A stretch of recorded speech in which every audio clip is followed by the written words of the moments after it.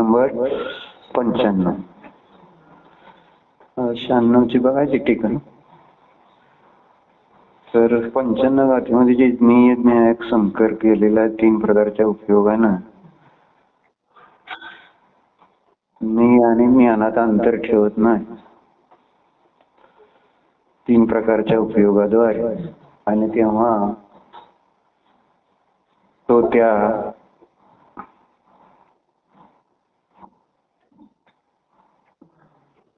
याचा करता होतो. तर गाथेत काय यह कहते हैं कि ऐसे ही यह धर्म द्रव्य आदि अन्य द्रव्यों को भी द्रव्यों में भी आत्मविकल्प करता है. मग काय टीका बघा 95 गाथेची. एषः खलु सामान्येन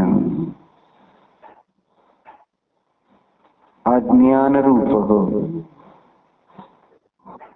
मिथ्यादर्शन अज्ञान अविरतिरूप त्रिविधः सविकारः चैतन्य परिणामः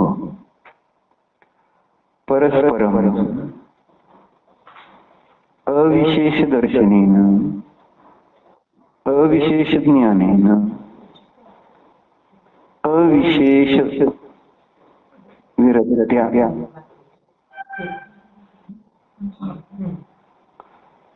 च समस्तम भेदम अपरुत्य नीय न्यायक भाव आपन्नयोः परात्मनोः समान अधिकरण्येन अनुभवन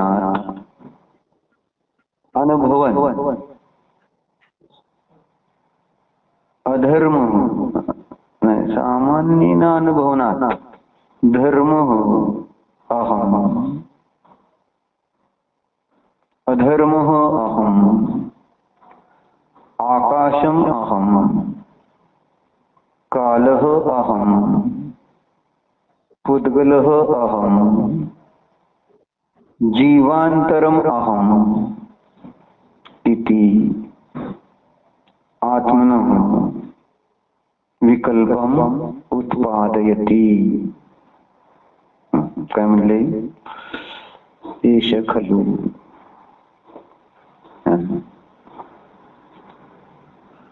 हा खरोखर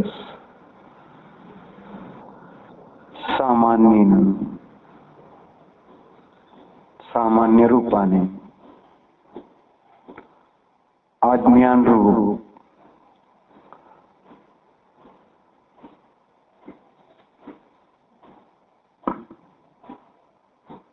जो मिथ्या दर्शन अज्ञान आणि अविरती रूप 3 प्रकारचा सविकाराचा चैतन्याचा परिणाम आहे. काय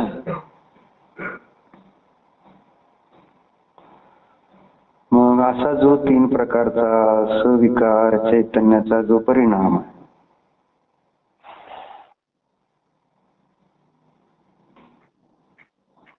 त्याद्वारे काय करतोय तर परस्परम अविशेष दर्शनेन अविशेष ज्ञानेन आणि अविशेष रित्या तर काय करतो तो पर आणि आत्मा पर पदार्थ आणि आत्मा त्यामध्ये परस्पर अविशेष दर्शनाद्वारे अविशेष ज्ञानाद्वारे आणि अविशेष चारित्र्याद्वारे काय अविशेष दर्शन अविशेष ज्ञान आणि अविशेष चारित्र्य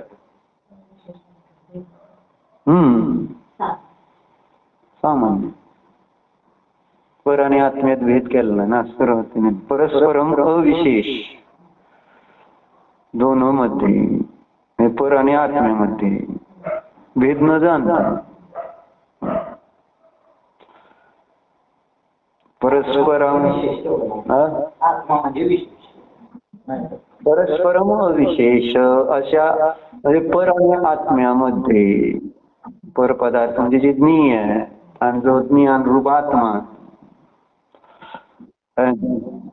त्यामध्ये अविशेष दर्शन म्हणजे दोघात सामान्य श्रद्धान करतो, म्हणजे एक रूप श्रद्धान करतो. आत्मा आणि पर पदार्थ जे जाणले जात आहे त्याच्यात भेद जाणत नाही. अविशेष म्हणजे भेद न जाणणं, भेदरूप श्रद्धा न करणं आणि भेदरूप चारित्र नसणं.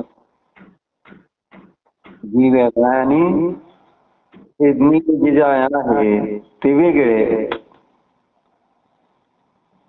वेगळे म्हणजे विशेष आणि वेगळे नाही म्हणजे अविशेष.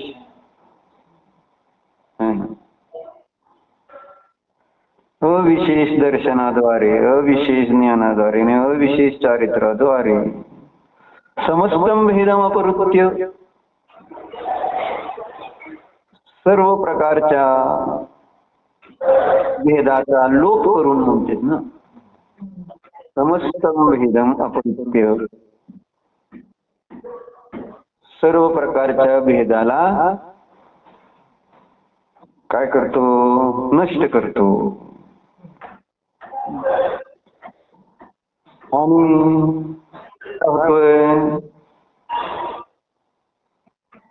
जे न्यायिक भावाला प्राप्त असणारे न्यायिक भाव आपणयो हो, पर आत्मनो हो, सामान अधिकरणेन अनुभवनात काय करतो तो? समस्त भेदांचा लोप करून मी न्यायिक भावाला प्राप्त जे काय धर्माधिक द्रव्य आहे का नाही त्यांना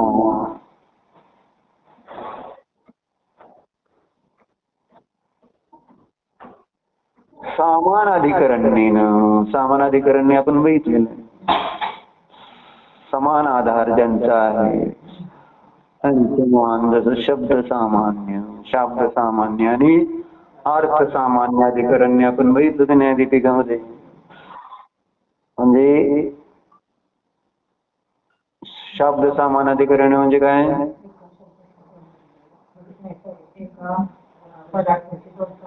हा, सामान वस्तू एक, शब्द पदार्थ एक आणि धर्म अनेक. रूप रस गंध वर्ण पुद्गलामध्ये असते अर्थ समान. तसं इथं म्हणते ते जे पर पदार्थ आहेत आणि जो आत्मा आहे यांना एकाच आधाराने अनुभवत असताना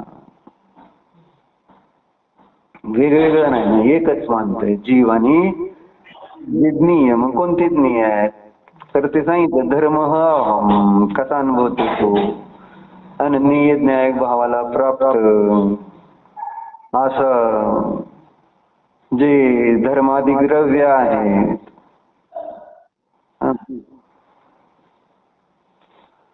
तर त्यांना आणि आपल्या आत्म्याला एक रूप अनुभव करताना काय मानतो हे सांगते.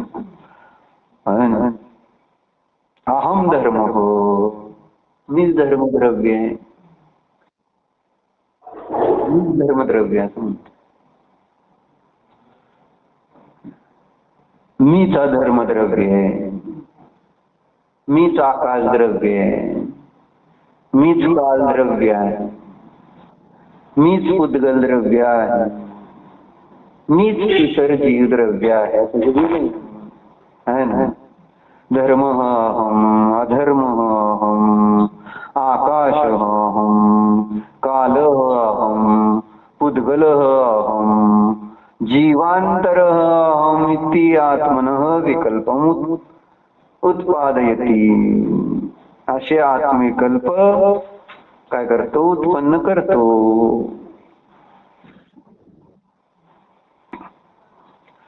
अहम करायची गरज आहे का त्याच्यात? जाणल्यापर्यंत बरोबर होतं ना, पण तसं होत नाही ना. अहम करतो आपण. त्याच्यात अहम कर. म्हणून काल आपण वाचलं तर काय, चैतन्य धातू वाचलं ना, त्याचं स्मरण राहिलं पाहिजे. चैतन्य धातूचं है ना, शुद्ध जो चैतन्य धातू आहे, दिलं होतं का ना? तदयमशेष वस्तू संबंध विधुर निरवधी शुद्ध चैतन्य धातुमय असा तो आत्मा आहे खर तर. पण याला सोडून तो काय करतोय? जे ज्ञानाचा विषय बनलं, म्हणून तर तिथं त्या ज्ञाला अहम रूपाने अनुभवताना तो कर्माचा अनुभव करतो असं म्हटलेलं आहे. पुस्तक पडेल बरं का ती, जरा लय कडेला ठेवली चौकीतून.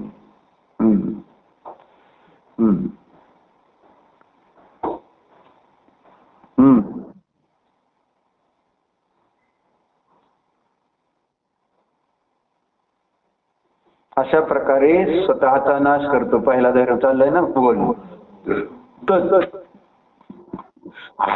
जो धर्म आहे वस्तूमध्ये, त्या धर्माला अज्ञानी जाणत नाही. मिथ्यात्व, अज्ञान आणि अविरती, आणि त्यामुळं तो स्वतःचा नाश करतोय. नाश म्हणजे स्वतःची सत्ता जाणत नाही, वेगळी सत्ता. म्हणून काल आपण बघितलं, शरीर आणि जीव यांची सत्ता वेगळी वेगळी भासित होत नाही. जे कशा आहेत आणि आपण आहोत यांची सत्ता वेगवेगळी भासित होत नाही. जे संयोग आहेत आणि आपण यांची सत्ता वेगवेगळी भासित होत नाही. किती सोपं आहे, चांगलं आहे लक्षात घेतलं तर. विकल्पातून मुक्त होण्यासाठी, रागद्वेषाने रहित होण्यासाठी, सहज आनंदी राहण्यासाठी सरळ काहीतरी अडगत करायचं. म्हणजे असं वाटत. म्हणून महाराजांना असं वाटत असेल, काय अडगत करते ती सगळ्या. साऱ्या माणसांना पण वाटतं, जेव्हा तरुण माणसं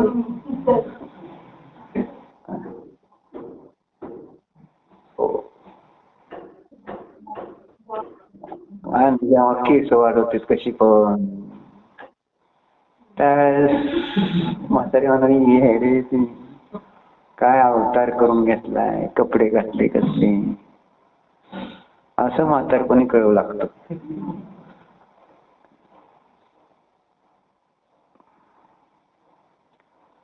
म्हणजे अनुभवातून थोडस भेदज्ञान जरी नसलं तरी एक त्यांना असं कुठल्या काय काय गोष्टींचं कधी कधी असं होऊन शकतं. असं होतं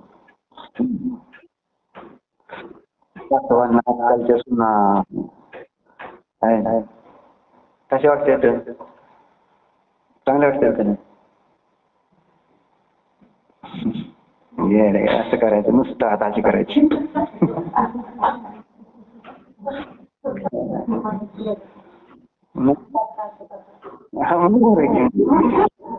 आपल्याला आता ते कसं काय करणार म्हणा, पण असा हात करणाऱ्यांचा अर्थच असं. तर सांगायचं असं आहे की मी आहेत ना, दृष्टीसारखा राहावं, असं डोळ्याप्रमाणे असावं, अवेदक अकारक न्यायक राहावं असं. दिठ्ठी जहेव नानम अकारयम अवेदयम 320 नंबर गाथा आहे ना समजला. दिठ्ठी जहेव नानम, जशी दृष्टी तसं ज्ञान. अकारयम अवेयम 319 दोन्ही गाथा त्याच्यात मध्ये.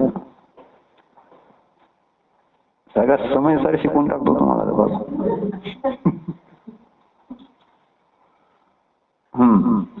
19 मध्ये बघा काय दिलं. मी आणि काय कसा विचार करतो हे चालली ना चर्चा. नवी कोवई नवी वेई नानी कमाई बहु प्याराई ज्ञानही पुनकम फलम बंधम पुन्नम च पावच.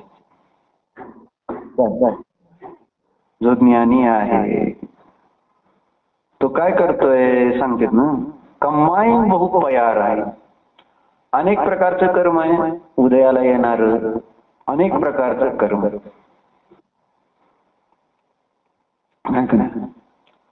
तर त्या अनेक प्रकारच्या कर्माला काय करतोय जाणतोय म्हणते. जाणतोय ज्ञानही जाणतो तो फक्त. जाणणं समजलं पाहिजे म्हणून तर अडचण आहे. जाणणं समजत नाही. जाणण्यामध्ये काय जाणण्यामध्ये कुठेतरी दोष आहे. दोष जाणण्यातला दोष की ज्यामुळे त्याला त्या जाणल्या गेलेल्या पदार्थांमध्ये आणि आपल्यामध्ये अंतर्भाषित न झाल्यामुळं त्याचा कर्ता भोगता होतो. त्याच्यात अहम मम करतो. अहम मी आहे अशी त्याला अनुभूती येते त्याच्यात. कशामध्ये नाही पर पदार्थामध्ये अहम मम करता आणि भोगता हे 4 प्रकारचे जे परिणाम आहेत कशामुळे होते तर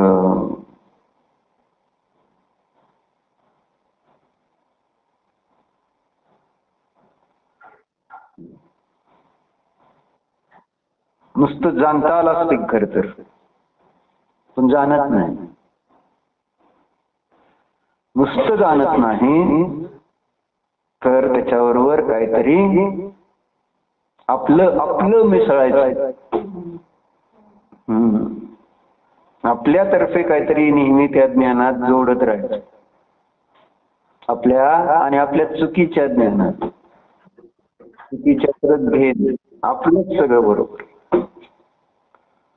असं वाटतं. तसं काय नाही. सांगणाऱ्याला पण वाटतंय मी सांगतोय ते बरोबर आहे. ऐकणाऱ्याला पण वाटत असतं मी ऐकते मी करते तेच बरोबर आहे. प्रत्येकाला आपलं आपलं बरोबर वाटत असतं. काय जे आपण करतो ते बरोबर वाटतं का नाही. कोणाला वाटतं आपण काय चुकीचं करतोय म्हणून. भारती म्हणलं तुला कधी वाटलं चुकीचं करतोय. नाही. पाहुण्याला कधी विचारलं तू चुकीचं काय करते असं.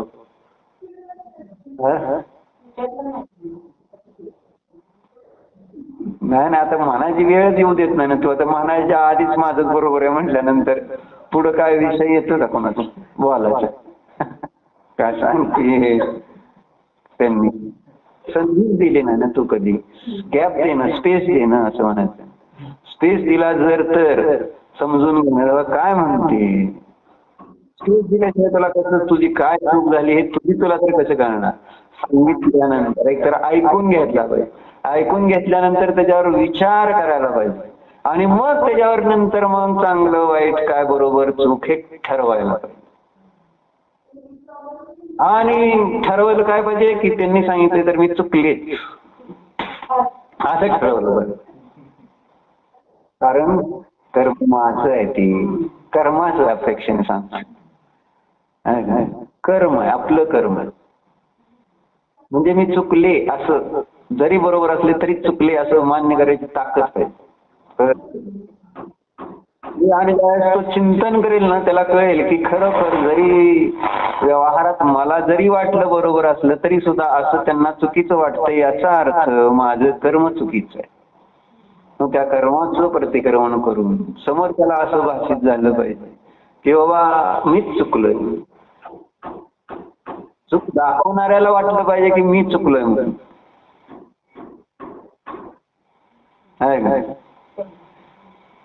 मग आपण बरोबर आहे. कोण केव्हा बरोबर आहे आपण. हा मान्य नाही, त्याला वागणं आपलं असं पाहिजे. जसं महाराजांचं वागणं कसं, उपसर्ग परिशह केले ज्या ठिकाणी जीवाने, तरी त्यांनी अशी क्षमाभाव समताभाव धारण केला. चूक तुझी नाही बाबा रे, चूक माझीच आहे, माझंच कर्म आहे. त्यावेळेस त्या समोरच्याने त्रास दिलेला लाज वाटते. चुकीचं आहे म्हणणाऱ्याला स्वतःची चूक लक्षात येते. बोलून मुक्त होत. शेवटी सगळे क्रियाने अर्थक्रियेतनं सिद्ध होत. अर्थक्रिया महत्वाची असते. सांगणारे कोण चिकार आहेत, वाद घालणारे चिकार आहेत. वाद घालायला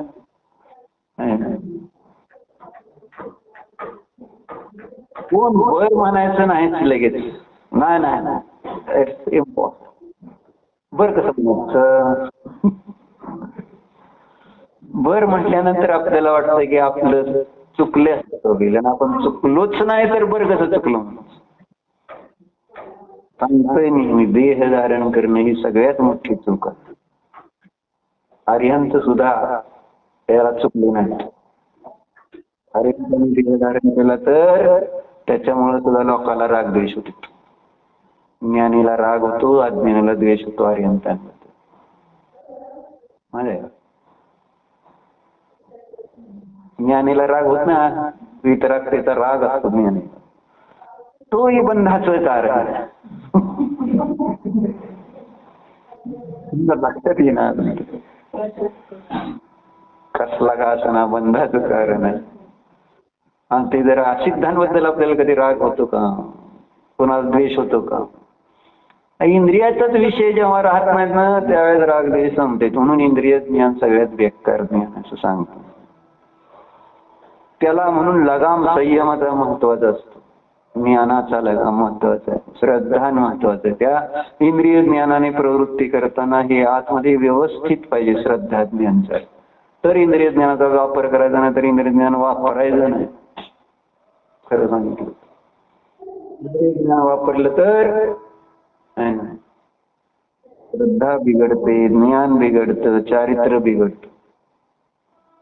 असं इंद्रिय ज्ञान आहे. कारण स्वपरामधला अंतर नष्ट करतं. नियज्ञाय भावे भाव संकर दोष सगळे ते इंद्रिय ज्ञान करते. केवळ ज्ञानी करतील का? केवळ ज्ञानींना तसं होतंय का? कारण इंद्रिय ज्ञानाचा वापर करत नाही. त्यांच्या ज्ञानात ते जाणलं जसंच्या तसं जाणलं. आणि इंद्रिय ज्ञान जसंच्या तसं कधीच जाणत नाही. त्याची योग्यताच नाही जसंच्या तसं जाणण्याची. कारण मूर्तच जाणतं ते. सगळ्यात महत्वाचा मुद्दा मूर्त आहे, वर्तमान आहे. आणि एवढं स्थूल ज्ञानालाच आपण किती मोठं मानून बसलं, केवळ ज्ञानापेक्षा मोठं. हीच तर विशेषता इंद्रिय ज्ञान. स्थूल आणि वर्तमानाला जाणणाऱ्या ज्ञानाला आम्ही सूक्ष्म आणि सर्वज्ञाच्या पेक्षा मोठं मानतो. सर्वज्ञ सुद्धा आपल्या इंद्रिय ज्ञानापुढे फिक्के असतात. बरोबर आहे असं अज्ञानीला वाटतं. माझं ज्ञान सगळं काही जाणतं. असं थोडस ज्ञानाचा मद म्हणायचं होत असत. मग स्थूल आणि मूर्त वर्तमान काळातलं पदार्थ आणि त्याच्यावर आपण सगळी वस्तू व्यवस्था ठरवायची. त्याच्यावर तिचा आधार ह्यालाच मूर्खता म्हणणार नाही. अज्ञानी लोक त्यांच्याकडे नाही ना सर्वज्ञ, आणि त्यांनी कशाच्या बेसवर सगळी व्यवस्था ठरवली. म्हणून तर चुकीची होती. म्हणून तर चूक आहे. परमात्मा काय फरक? ज्याच्याद्वारे ठरवतायत तेच ज्ञान तुमचं आहे ना दोषयुक्त आहे.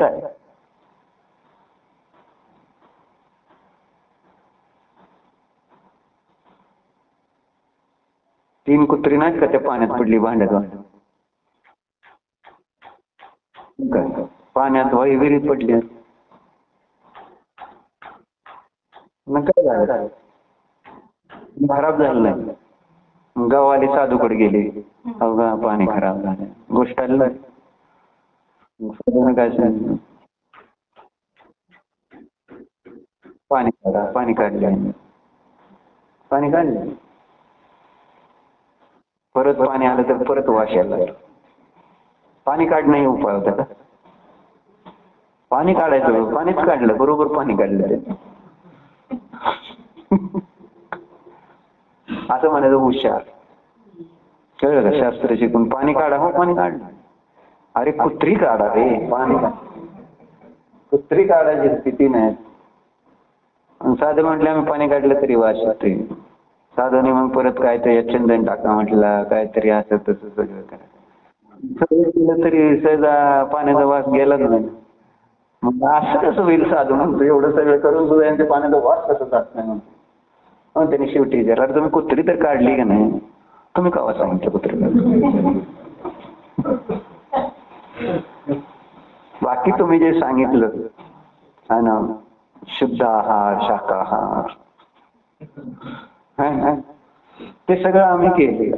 ते आम्ही करणार, त्याच्यासाठी आम्ही, तुम्ही म्हटलं उपवास करा तर उपवास करतो, सवळ्यातलं खाव म्हणलं सवळ्यातलं खातो, सगळं करतो आम्ही. कर्णाने योग शिकतो, सगळं शिबिर बिबिर सगळं करतो. कुत्री काय असा प्रॉब्लेम असतो, मान्यच नाही. म्हणजे त्याच्याकडे आपलं लक्षच जातं. बाकीच्या ह्याच्यावर आपलं लक्ष नाही, इंद्रिय ज्ञान त्यालाच दाखवत ना, बाकीच्याच गोष्टींना दाखवत. म्हणून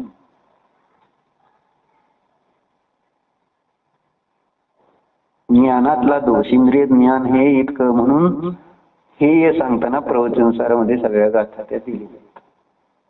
इंद्रिय ज्ञानाचा त्याग का केला पाहिजे बाबांना. 53 नंबर गाथेपासून सगळी चर्चा चालू झाली.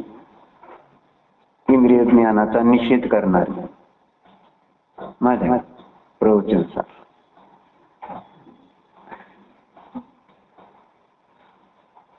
दोन पुस्तक आणले तर काय जड आहे, एक तर इथल्या इथं तरी आणायचं कटाळ. बाकी स्वयंपाक सवळ्याचा करते बिचारी, आडाचं पाणी आणून, शुद्ध आहार, त्यागींचा आहार, दीक्षा घेईन आपण तिच्यासाठी अडचणी झाली. आहार तयार आहे सध्या, घेणारच कोणतं नाही. काय काय स्वतःसाठी बिलकुल कोणतरी त्यागी येईल आणि त्याच्यासाठी करायचंय मला, असंच ना. मला काय नाही, मला चालतं अशी तर खायला.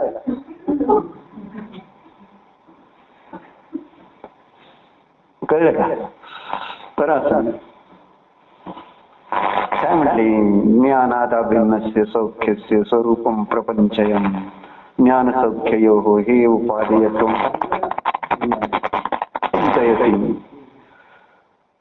की ज्ञान आणि सुख यांचा विस्तारपूर्वक वर्णन करत आता ज्ञान आणि सुख यांच्यामध्ये हे उपादेयाचं वर्णन करायला लागले. त्याच्यावर विचार मग त्यांनी दिलं, ज्ञान 2 प्रकारचं आहे आणि सुख 2 प्रकारचं आहे का? पदार्थ संबंधित ज्ञान अमूर्त आणि मूर्त आहे. ते तर प्रवचनानुसार होते. अजून एक का घेतलंय पदार्थ संबंधी ज्ञान मूर्त आणि अमूर्त. माझ्याजवळ येतच आहे, मूर्त आणि अमूर्त आहे, बरोबर. आणि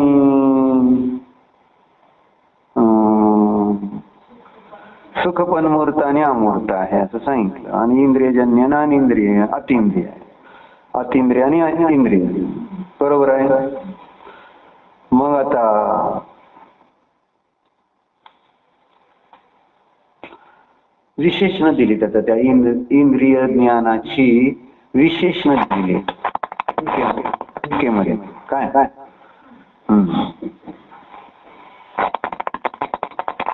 4 विशेषण दिलेली आहेत. काय किती दिलीत? 1 2 3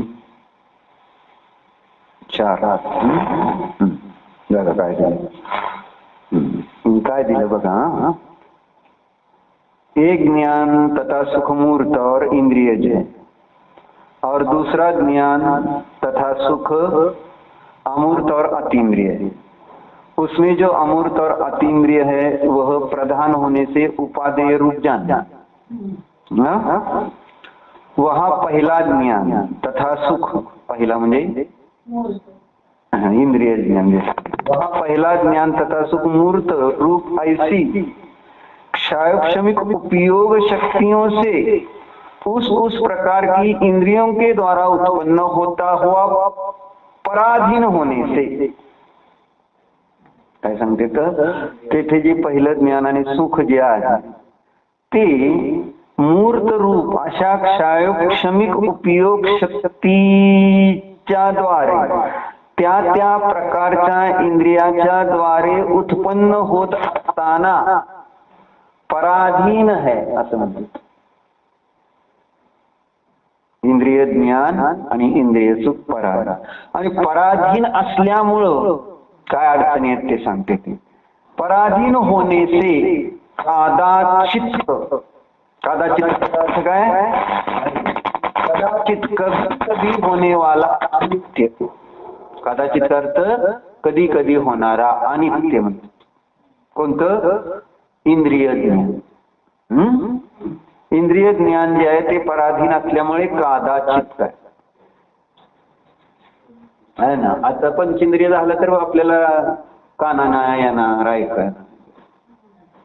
जसा क्षेपक्षम मिळाला तरच आपल्याला त्याचं ज्ञान होणार. कदाचित म्हणते कधी कधी होणार असत नेहमीच असतं असं ना. इंद्रिय ज्ञान आणि इंद्रिय सुख बरोबर आहे. इंद्रियों के द्वारा उत्पन्न होता पराधीन होने से कदाचित यानी कभी कभी होने वाला क्रमशः प्रवृत्त होने वाला काय क्रमशः प्रवृत्त म्हणजे इंद्रिय ज्ञान एकदम जाणते काय सगळ्या विषयांना. स्पर्शेंद्रियाच्या रसनेंद्रियाच्या ग्रहणेंद्रियाच्या चक्षुरेंद्रियाच्या कर्णेंद्रियाच्या विषयांना एकदम जाणते का. क्रमशः प्रवृत्त होने वाला. का क्रमशः प्रवृत्ती होती त्याची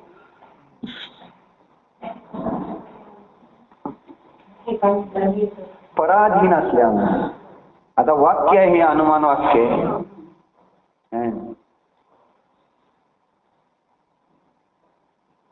इंद्रिय ज्ञान आणि इंद्रिय सुख काय हे कदाचित का क्रमाने प्रवृत्त होणारा आहे. सप्रतिपक्ष आहे आणि सहानी वृद्धी आहे. हे साध्य आहे आणि हेतू आहे पराधीन असल्यामुळे. पराधीनता हा हेतू झाला. इंद्रिय ज्ञान सुख कदाचित काय क्रमाने प्रवृत्त होणार आहे. सप्रतिपक्ष आहे आणि सहानी वृद्धी वाला आहे. मग कोणी म्हणेल असं का तर त्याचं हेतू अविनाभावी घेतोय काय अलग लक्षात. पक्ष काय इंद्रिय ज्ञान आणि सुख. साध्य काय कदाचित क्रमाने प्रवृत्त होणार सप्रतिपक्ष सहानी वृद्धी रूप आहे असं झालं ना. इंद्रिय ज्ञान सुख कदाचित आहे शब्द शेवटी लावायचा साध्य.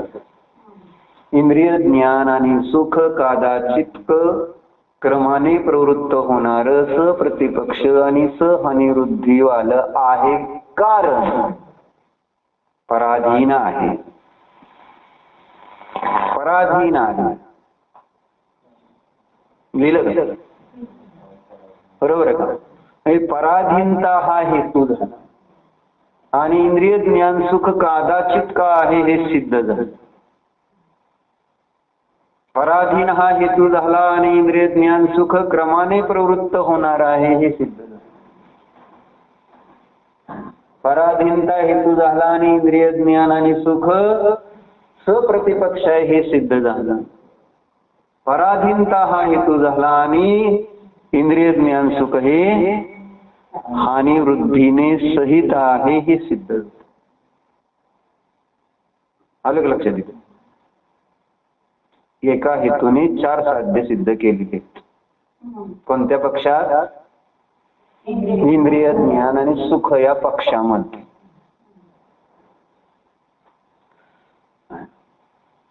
म्हणजे पराधीनतेची अर्थक्रिया दाखवली थोडक्यात. पराधीनता काम काय करते? पराधीन आहे बरं. पराधीन आहे काय? गुण काय आहे? पराधीन आहे म्हणजे अनित्य. पराधीन आहे म्हणजे तुला ते युगपत जाणता येत नाही. पराधीनता आहे म्हणजे शत्रू आहे तुला, प्रतिपक्ष. पराधीनता आहे म्हणजे त्याच्यामध्ये एकसारखेपणा नाही.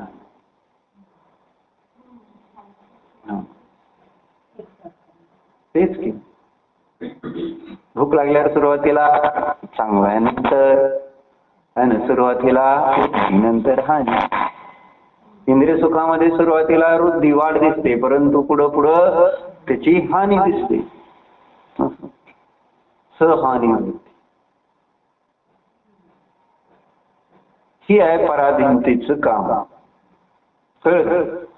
म्हणून क्रमशः प्रवृत्त होने वाला हे दिलं, सप्रतिपक्षता अर्थ दिलं विरोध सहित, अर्थात मूर्त इंद्रिय ज्ञान अपने प्रतिपक्ष अज्ञान सहित ही होता है और मूर्त इंद्रिय सुख अपने प्रतिपक्ष भूत दुख सहित ही होता है. प्रतिपक्ष दुःख सहित. मग सुखाचा प्रतिपक्ष कोण? मूर्त. ते सांगितलं ना परत एकदा असतो. सप्रतिपक्षाचा अर्थ काय दिला आहे? विरोधी सहित. मग जे इंद्रिय ज्ञान आणि इंद्रिय सुख सप्रतिपक्ष आहे, कारण पराधीन आहे. मग सप्रतिपक्ष म्हणजे काय तर सांगितलं, जे मूर्त इंद्रिय ज्ञान असतं ते आपल्या प्रतिपक्षाने सहित आहे. म्हणजे जिथं जिथं इंद्रिय ज्ञान तिथं आत्मी. असं होतच नाही की इंद्रिय ज्ञान त्या ठिकाणी पूर्ण ज्ञान. इंद्रिय ज्ञानाबरोबर अज्ञान हे त्याच्या सहचर आहे. जसं ज्ञानाबरोबर सुख सहचर आहे, तसं इंद्रिय ज्ञानाबरोबर अज्ञान फ्री आहे. म्हणून इंद्रिय ज्ञानाचा गर्व करणाराचा अर्थच आहे की तो अज्ञानी. जर गर्वच झाला ना, गर्व होतोय म्हणजे अज्ञानामुळेच गर्व होतो. ज्ञानामुळे गर्व होईल का कधी? ज्ञान जर गर्व करू लागलं तर मग त्या ठिकाणी दुसरं शरणच नाही की काय सुखासाठी. असं आहे. म्हणून सप्रतिपक्ष इंद्रिय ज्ञान अपने सप्रतिपक्ष अज्ञान सहित ही होता.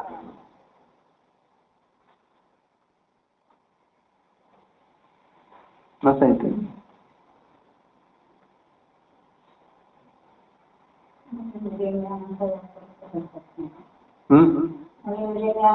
नाहीच करायचं. मग कधी काय वापर करायला नाही.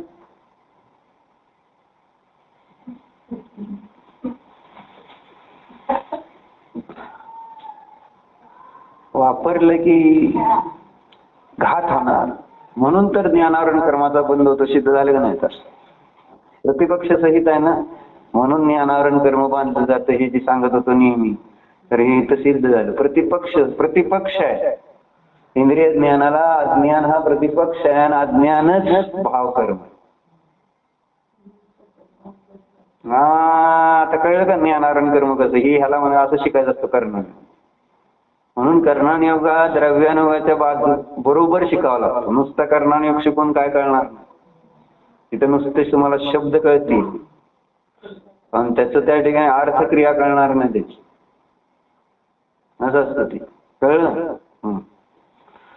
आणि इंद्रिय सुख पण त्यांनी सांगितलं सप्रतिपक्ष भूतार्थ दुःख सहित ही होता. म्हणजे अर्थ काय झाला त्याचा? दुःख सहित होत आहे म्हणजे काय? करेक्ट. हे मला उत्तर पटलं. असे उत्तर बरे त्यावेळेस जरा बरं वाटतं. Feeling good feeling. आकुलता नाव त्याला आकुलता बांधलं. संपतंय काय संपू नये टिकून राहावं. ही ह्याच्यासाठी तर सगळं संसार चालणार.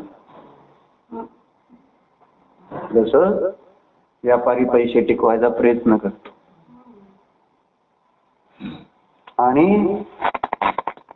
धार्मिक लोक क्रिया करून धर्म टिकवण्याचा प्रयत्न करतात.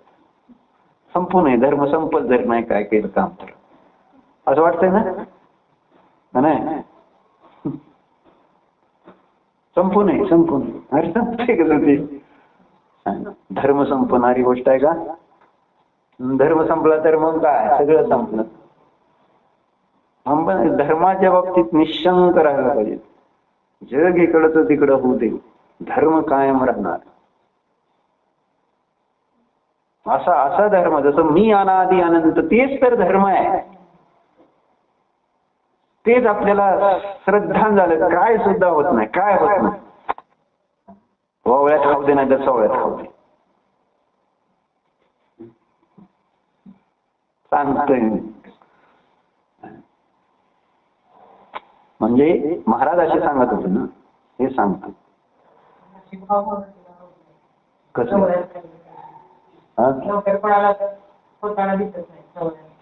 तर आमचे आहेत पण कोण खाऊ घालत नाही. तू खाऊ घालते का? असं आम्ही श्राद्ध घाला बाप दाखव, कोण काय म्हणते बा? आता तुम्ही बघणार ते खाणारे तसलेच तर तुम्हाला आमच्यासारखे दिसायला पाहिजे नको.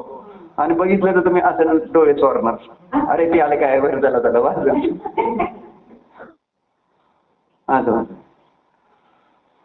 म्हणजे सगळेच. आणि काय असे असते, असे म्हणजे असे असते, धार्मिकला खाऊ घालणार, बाकी त्याला उपाशी ठेवणार, असं कोण म्हटलं काय? म्हणजे असं वेगळे प्रकार.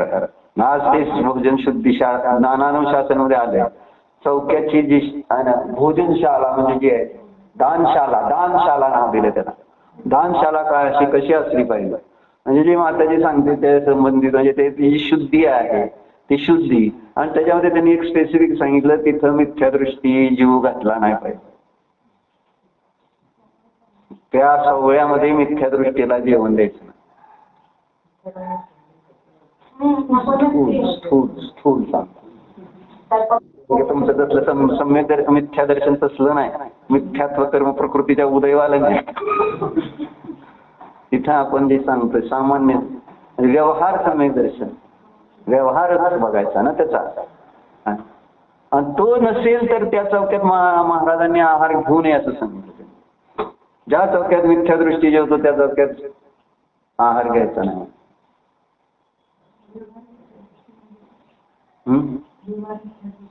नाही व्यवहार मित्र नाही, व्यवहार सम्यक दृष्टी सांगतो.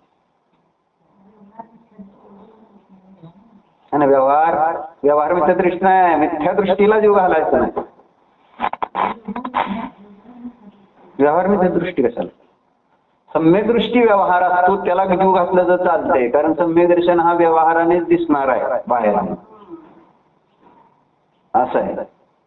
आणि व्यवहार मिथ्या दृष्टीचा अर्थ जो स्थूल रूपाने सगळे त्या ठिकाणी मिथ्यात्वाचे जे काही दोष दिसणार आहेत क्रियेतनं, अशा जीवा असं म्हणून. जसं व्यवहार सम्यक दर्शन म्हणजे सातत्वाचा श्रद्धानवाला, म्हणजे आप्त आगम आणि धर्म, म्हणजे आप्त आगम तच्चान, आप्त आगम आणि तत्वाचं जो श्रद्धान करणारा आहे तो आहे ना सम्यक दृष्टी आहे. आणि आज खऱ्या आप्त आणि शास्त्र आणि तत्वाचं श्रद्धान करणार नाही तो व्यवहार मिथ्या दृष्टी. आणि निश्चय मिथ्या दृष्टी म्हणजे मिथ्यात्वाचा उदयवाला. बरोबर आहे का? असं म्हणजे क्रियेतनं ज्याचा व्यवहार चुकीचा दोषयुक्त अशा ज्या ठिकाणी जेवण करत असतील महाराज, तर त्यांचे परिणाम पण खराब होऊ शकते त्या भोजन शाळेत जर जेवलं तर. असे एक व्यवहार आहे हा निमित्त नैमित्तिक संबंधांना. म्हणजे एक मूळ यातला ओढाताण करायची नाही, अभिप्राय समजून घ्या. त्यांनी असं लिहिलंय ना, मिथ्या दृष्टी ज्या भोजन शाळेत जेवतो तिथं मुलींनी आहार घेऊ नये. जसं आपण नॉनव्हेजच्या ठिकाणी आहार घेऊ नये म्हणतोय का नाही. ज्या घरामध्ये जिथं एक नॉनव्हेज किंवा आता मी शुद्ध भोजन करेन, तुमच्या तिथं कांदा लसूण बटाट्याचं करते बाजूला आणि तिथंच माझं शुद्ध भोजन केलं, घेतलं तर काय होईल? चमचे बिमचे आता कालच त्याच्यात आले ना, डॉमिनोज पिझ्झा ते सगळं, ते डॉमिनोज मॅकडोनल्ड आणि अजून एक कोणतं 3 कंपनीचं कुठं लखनौमध्ये एका मॉलमध्ये रेट टाकली त्या फूडवाल्यांनी. आणि तिथं सगळं व्हेज नॉन व्हेज एकत्र, सगळंच काय तेल बिल सगळं एकच होतं. मोठ्या एवढ्या कंपनी एवढे पैसे घेतात म्हणजे त्यांनी हे सगळं असला उद्योग करते. मग ते त्याला म्हणायचं अशुद्धता परिणाम म्हणजे तिथं त्या निमित्तात ती अशुद्धता पोटात तर परिणामामध्ये अशुद्धता असा सगळा निमित्त नैमित्तिक संबंध. म्हणून बाह्य शुद्धी जसं ऑपरेशन थिएटरमध्ये कोणाला आत येऊ देत नाहीत, ICU मध्ये जाऊन देत नाहीत लवकर, कारण ते व्हायरस शिरतो.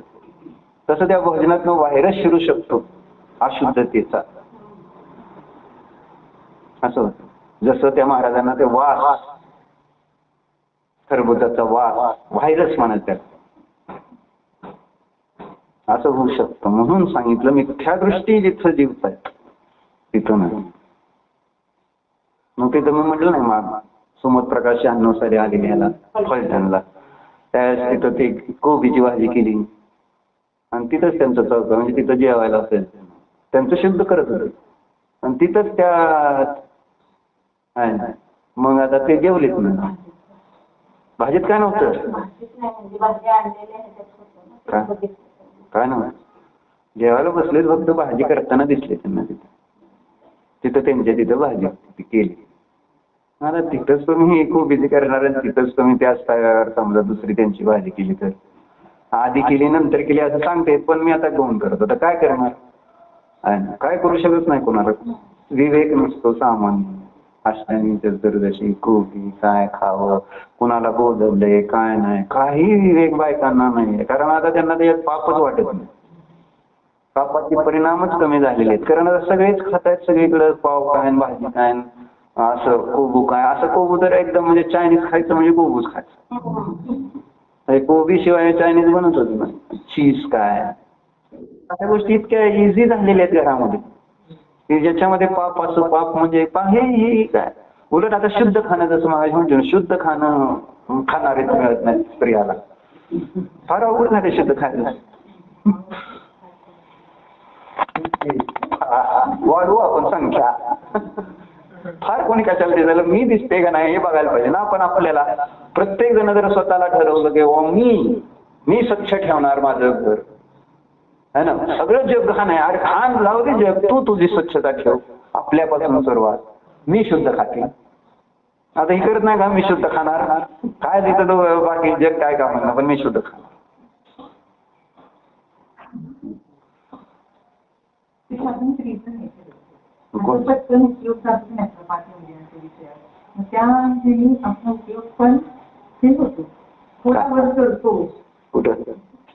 पहिला का दुसऱ्या मजल्यात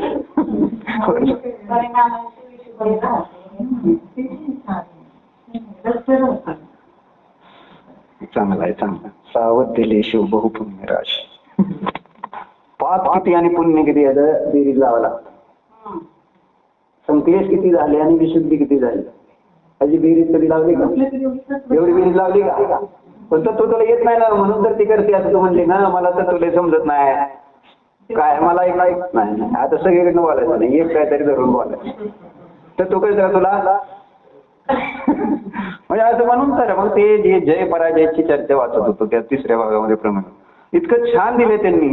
म्हणजे जे त्या वैशेषिक नैयानिकांनी तर ते जय पराजयची व्यवस्था कशी काय सांगताना त्यांनी कितीतरी वाद आणि जल्पाचेच भेद कितीतरी केलेले आहेत. वितंडा वेगळं छल वेगळं असे सगळे घेतले आणि त्याच्यात असे सुंदर सुंदर तुम्ही म्हणताय ना तसे म्हणजे आपलं साध्य सारखं बदलायचं आणि हेतू तीच ठेवून साध्य बदलल्यानंतर कसं मग ते हेतू त्या साध्याला सिद्ध करेल.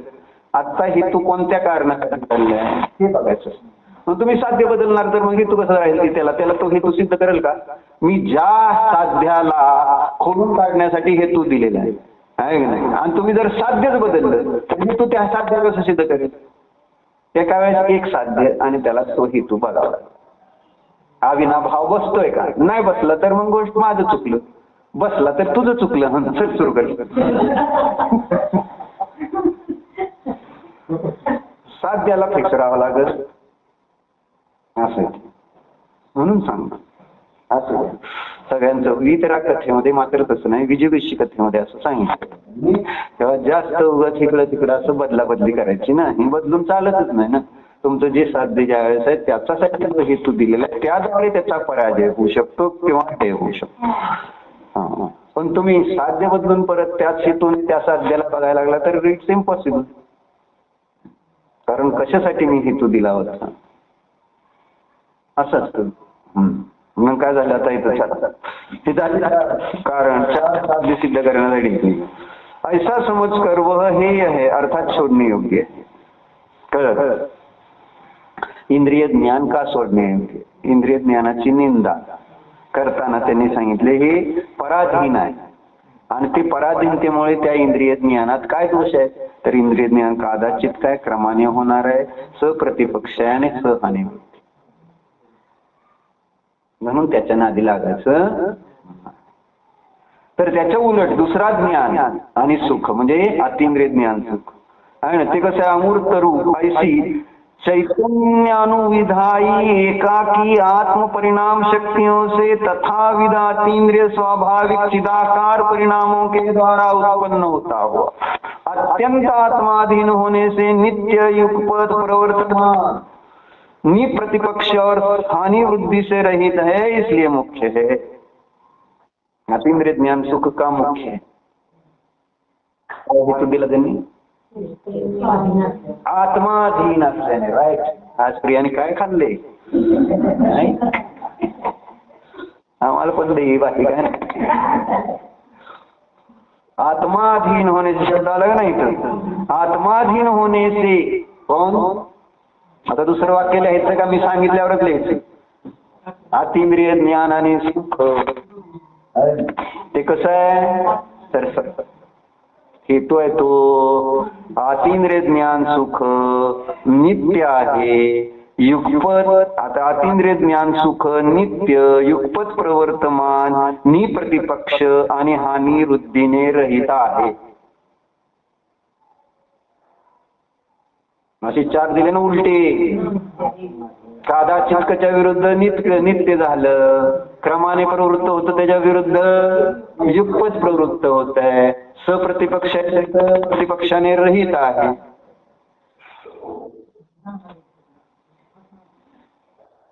म्हणजे हे महत्वाचं ना ती हाक मारलेली महत्वाचं नाही नाही नाही म्हणजे आता तुम्ही मला म्हणाला विशुद्धी म्हणजे माझे वाद घालताना लगेच त्याला म्हणाला आणि तर शास्त्र बंद करून सुद्धा जाऊ शकते. म्हणजे ह्यांना म्हणायचं काय ते गोपालदासजी बरैया आहे म्हणजे हुक्का बायकोचा भरून द्यायचा म्हणजे शास्त्रात डिस्टर्ब होत नाही. त्यांना आपलं त्यांचं कामाला लावलं वाटेला बर मग शास्त्र सोडून आलं चालतं ना. बर शास्त्र सोडून असं आमचं शास्त्रात आमचा एवढा अभिनय करून एवढा देवाचा मोठा अभिनय करून आमचं सुटलेच की शास्त्र.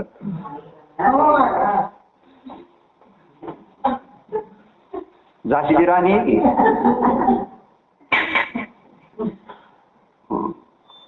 टाइम झालाय ना झाली आपली गाथा पण संपली.